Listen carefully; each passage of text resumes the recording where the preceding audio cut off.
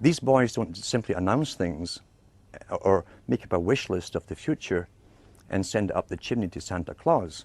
When they come up with an idea, they implement it. I've followed the United Nations Department of Statistics as they announce every single year the sperm count of the Western male, which has been falling drastically since the 1950s. They say that it's down by about 75–85%. Now, when something like that's happened across the whole of Europe and the Americas in 50 years, and they suddenly started noticing it 50 years ago, sudden onset, and there's no crisis made about it. There's no comeback after announcing the statistics. They just tell you the cold, hard statistics and go off to the next statistic on some other topic.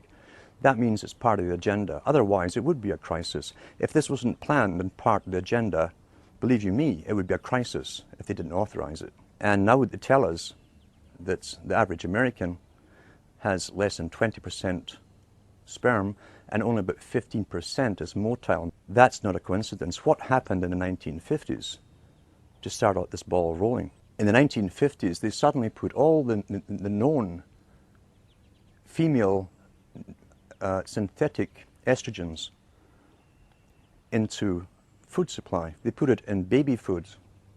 Procter & Gamble were the first one to admit, after investigation 40 years later, that they were using a rinse to supposedly sterilize the baby bottles, and it contained bisphenol-A.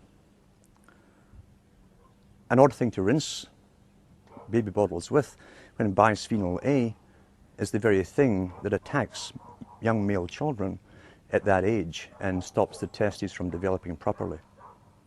You go back even further into more detail and you find out that the cosmetic industry were using insufflatants. Insufflation is a technique where certain carriers are put into the creams themselves, and these creams then absorb into the skin, carrying other chemicals with them. They're almost like they carry the payloads into the target in the bloodstream.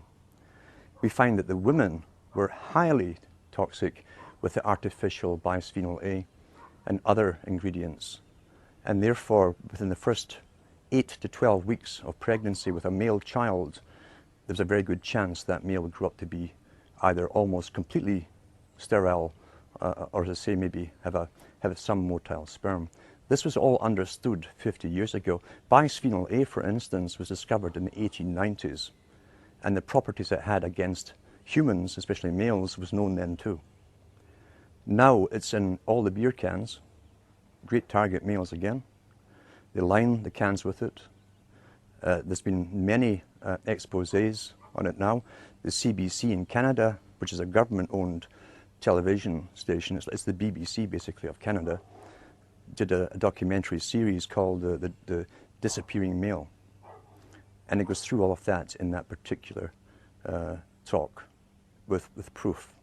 Also, when we go back to the writings of Lord Bertrand Russell and Julian Huxley and Aldous Huxley, who were also related to the Darwins, by the way, you'll find that they talked about ways to sterilize the populations in the 30s, 40s, and 50s.